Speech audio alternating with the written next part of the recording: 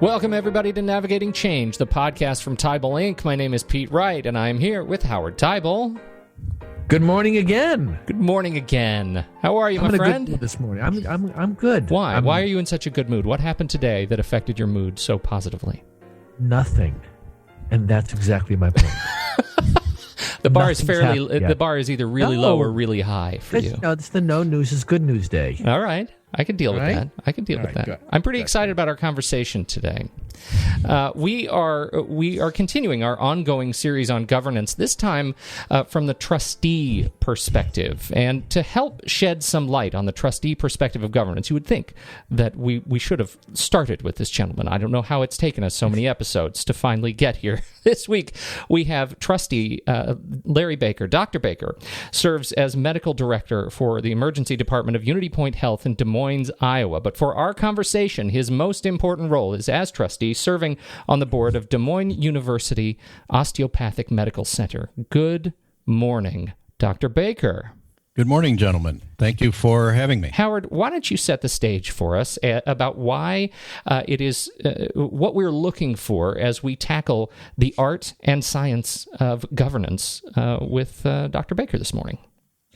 Well, I mean, we're getting right to the heart of the matter here, and that's why I'm so thankful, Larry, that we're going to be in a conversation with you about this, because, you know, at the heart of the conversations I think all boards are engaged in is what are the big issues we should be focusing on, and how do we engage in this conversation around change? You know, there is keeping the trains running, there's stay the course, there's some institutions that are probably doing as well as they ever have, but many institutions are being smart and stepping back and saying, we have to look and see how we can be better. And in some cases, we might have to really rethink the business model.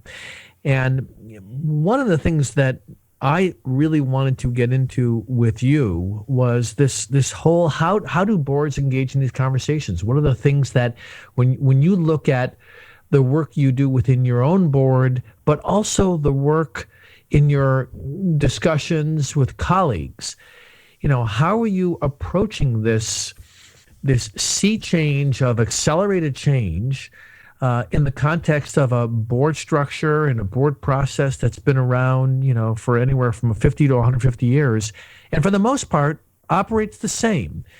And, you know, one of the things I'm hoping that we talk about is, you know, what are some things we can do that other boards can take advantage of to move to the next level? So why don't we just kick this off with that idea of, you know, when you look at the landscape of what's happening now in higher education, and you think about the role of the board in that, what comes to mind for you, what the board's role is in that conversation? Well, I mean, the first thing that comes to mind is, wow, overwhelming challenge. But then you can step back and say, well, does it really need to be that hard? And what I think we did is, I mean, you used the phrase stepping back, and I think your characterization of this is very accurate. Some of our institutions collectively have been around for 50, 100, 150 years, and maybe we're not functioning a whole lot differently than we did in times past. So at least for our institution, I think we collectively made a commitment to doing just that, stepping back and asking ourselves, what is best practice? And just like most businesses and other organizations, best practice exists and is freely accessible if you just seek consultation. And we just tried to seek best practices and try to identify what might work for us and emulate that. And in our case, we turned to AGB Consulting and started to work with consultants and teams with the AGB and made progress in that way. That's fantastic, because, you know, when a consulting engagement works well, what you're really taking advantage of is the benefit of the resource or the partner having had experience elsewhere and being able to bring that to your institution and be able to think outside the box. I mean, you're, as the trustee, you have a stake in the outcome, and bringing in someone who doesn't have that stake but can lead an unbiased conversation can be very helpful. You know, we just had a really interesting conversation with Steve Fowle, who was the faculty chair at Loyola Maryland. He's on sabbatical now. And he talked about something I thought was really profound and interesting is this idea that when shared governance works well, and I'm going to talk about it from the point of view of the board, respecting those outside of our group. So for the board to look at the faculty, for the board to work with administration, to recognize, and I'm going to even use this phrase, accessing our ignorance. There's so much that we know so much, but we also have incomplete information about what's happening. And I'm curious about, how do you lead as a trustee your board through that conversation to be interested in learning more and not to jump into the conclusions about what we have to do because what's in the Chronicle, and getting them to move in the right direction to raise their understanding of what the whole academic environment and what it looks like. How do you do that?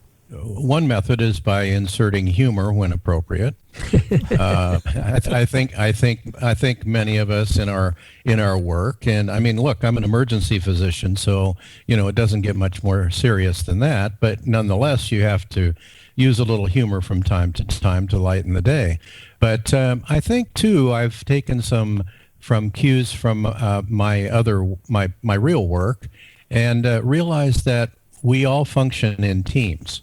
And if you get the notion that we all function in teams and accept that as a team member, we all have a role, all a legitimate role, and there's less of a hierarchy than we believe, we break down some of those barriers that might otherwise impair our ability to communicate honestly and effectively.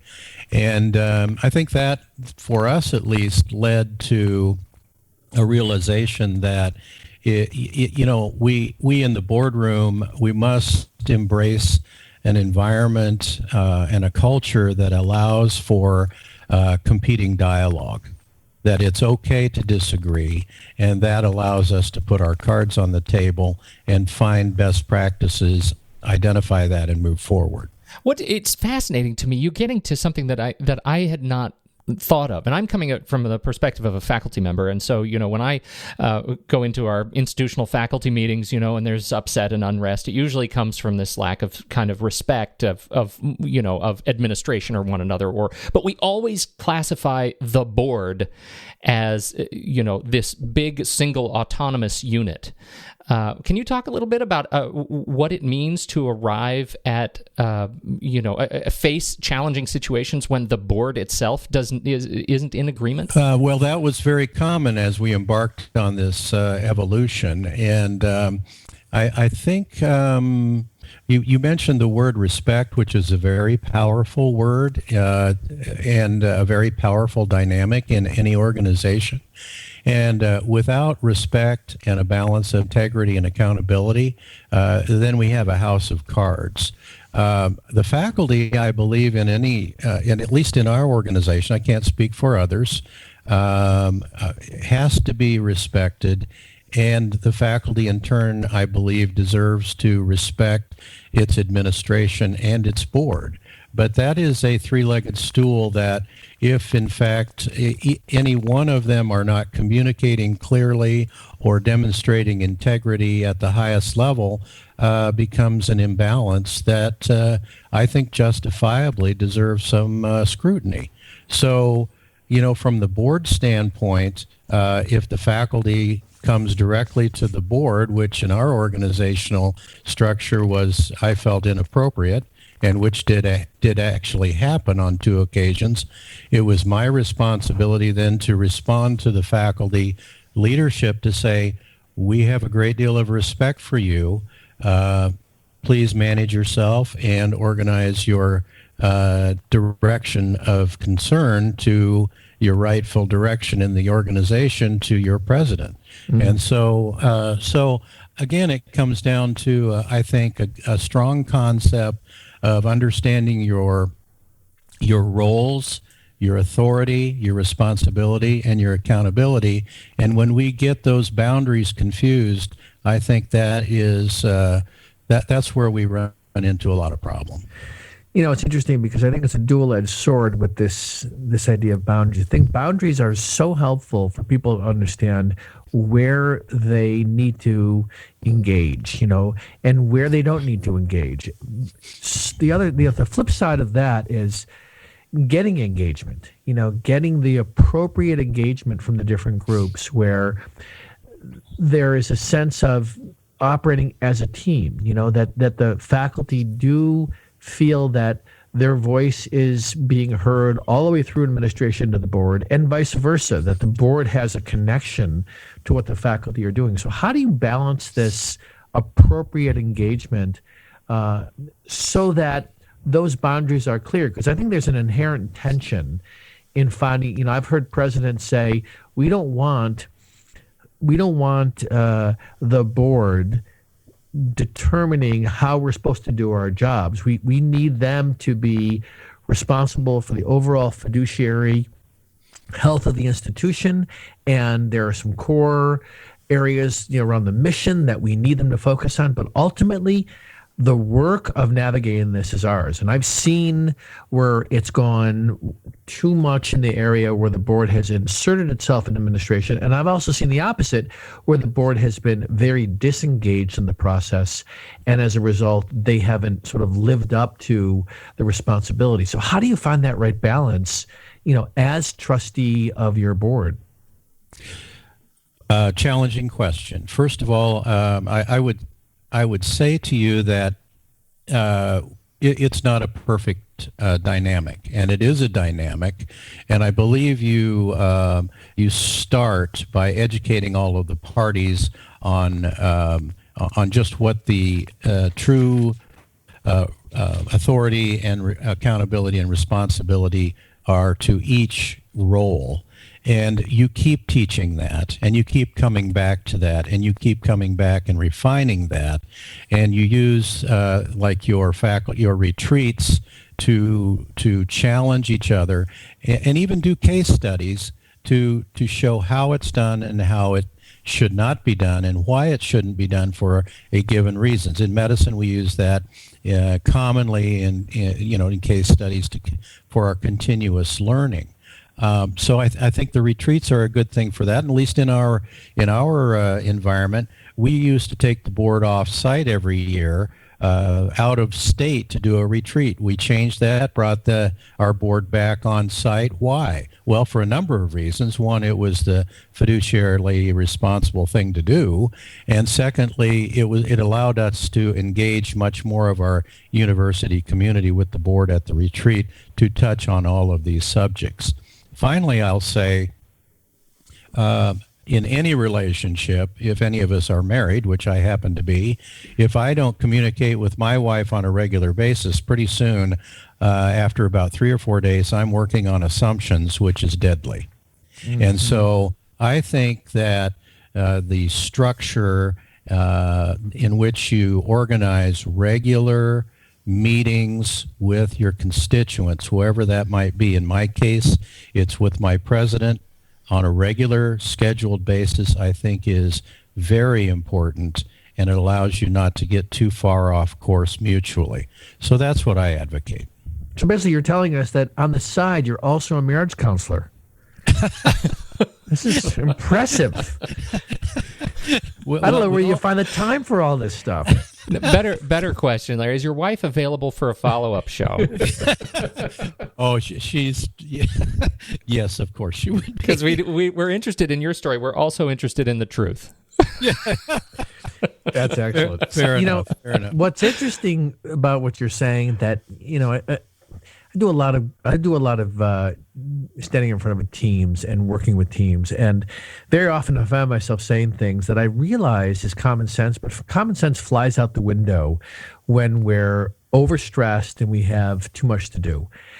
Well, I think a core concept that you just brought out that makes so much sense, but I think we forget about, but it's your mindset that you bring to this, is this idea that at the heart of doing this well is that there has to be a foundation of respect. But I think you build off this because your whole focus on it's about education. It's about educating ourselves about what we know and don't know. And then you do it in the context of team. And to me, that's something I think we can forget very easily. If we've got a challenge on our campus, when it has to do with tuition, or maybe we have some financial aid issues and we go into our board retreat, we so quickly fall into the weeds talking about all the things that have to happen before we really even understand the issue. And I think one core learning from what you're saying here that I think we can't emphasize enough is that we have to step back and say, what don't we know, and how do we educate ourselves and each other so we can have a productive dialogue? Yeah, it is. And may I just share with you one of the tools that we used early on, because and I say early on, that was maybe 4 or 5 years ago. So in a board retreat that I helped orchestrate with Ellen Chaffee, Dr. Chaffee is one of the senior AGB fellows, we organized and I wanted to demonstrate to our trustees that even though everybody gets up in the morning and sets out to do a bang-up job, we all don't agree. And the assumption is that everybody agrees with me. And to demonstrate that, we used what I call the clickers, and formulated a series of short vignettes that were kind of case studies and circumstances. And we used these clickers that would allow us to demonstrate on the screen right away the vote or the choice of the foil answer to the question, just how you reacted to the vignette. The point of the story is that it was a very powerful method to show our board firsthand we don't initially all agree. And if you come to that conclusion early on, I mean, it is a game changer. Amazing. What I love about this is that, most people will do the clicker technology because they want to be able to amass data in real time. It sounds like you went in intentionally to say, let's use this to demonstrate a point. Exactly. Which is very powerful, because if, for people to realize, wow, we are all sitting with such private, different points of view, and it's not obvious when we call in individuals and a few people agree or disagree. It appears that there's more consensus than there really is. There's always consensus in our own minds. Exactly. Exactly. Well, and isn't the paradox that we try to develop a strong board by having a variety of talent on that board that has maybe a strength in finance or a strength in banking or this or that, and then expect them to come to a board meeting engaging in a completely different industry, education, and believe that somehow we might be able to be all speaking the same language? How do we come to that conclusion? It gets to sort of an interesting point, which is how do you find alignment around the mission of the institution, right? And this was again a conversation from the faculty perspective, which is, what about how many of the board members actually are in touch with the classroom experience, where essentially the rubber meets the road, right? How many of them are aware with the actual operation of the institution that happens sort of at street level, and how do you maintain touch so that from the board level you can also feel like you're doing really the work of the mission of the institution? I think that's the challenge of communication, and I would say that is the charge of the faculty leadership, to be able to respectfully articulate to the board and to management. It is certainly not the requirement that everybody that sits on the board has been an alumni of the university. In fact, that may be counterproductive. So I believe that gets back to the charge that we all have to come with an open mind, to learn our role, to learn the challenges of each of the constituents within the organization, and then to be able to dialogue responsibly and fervently, passionately for the mission of the university. So when I think about, the transition from trustee to trustee, and, you get to observe the next one coming on, and then you take on the role and have to live it over a period of time. What would you say to people just starting on being a trustee of a board that you've had the benefit now, looking back, you'd say, you know what, had I known this, here's how I may have handled it differently, or here's what I really should have been aware of, or I was aware of. What would you tell a new trustee of a board that would be, from your perspective, would have been useful for you if you knew it when you first took the job? Well, that's a very interesting question, and I really think that goes back to a responsibility of board leadership to develop a well-rounded new trustee orientation process, and all of those questions should be asked and answered before the trustee agrees to join a board, because there should be a well-articulated set of expectations as to why is it that you're being asked to be on this board, and what is it that we expect of you.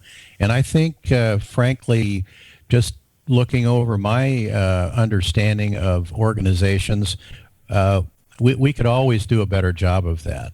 When I joined our board 14 years ago, I don't think we had any sort of written expectations of our trustees. It was really more or less thought of as an honor to be asked to be a member of the board.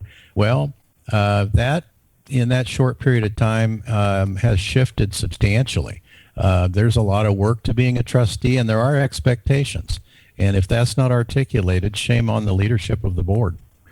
I think that that's a perfect example of the kind of thing that you mentioned AGB earlier, that an organization like AGB can really support institutions to take that next step in terms of making it more transparent and more the practices more explicit about what does it mean to be here, what's our role, how do we work together, and take advantage of the kind of institutional awareness they have because of all the boards they work with. So I think that's something that all boards can, no matter where they are, can be thinking about, and the trustees, how do I take it to the next step? I love that advice. Why do you serve on the board right now? And I should say, if you had known then what you know now, would you have still said yes? I support the mission, vision, and values of the organization. It's my alma mater, and I want it to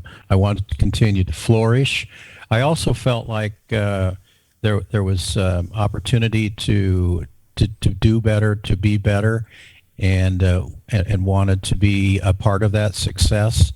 That said, I also appreciate that by putting certain processes in place, as we have over the last 5 years of engaging consultants like the AGB, putting and recognizing best practices in place, that there's reasonable confidence that the organization, at least from the board level, and thereby the organization as a whole, will continue to flourish without me, so that I can get out of here. But it doesn't. I'm being a little silly about that. But the fact of the matter is, it isn't about me. It should be about others climbing on the same bus and saying, yeah, this is good. I like this. I like what's in place.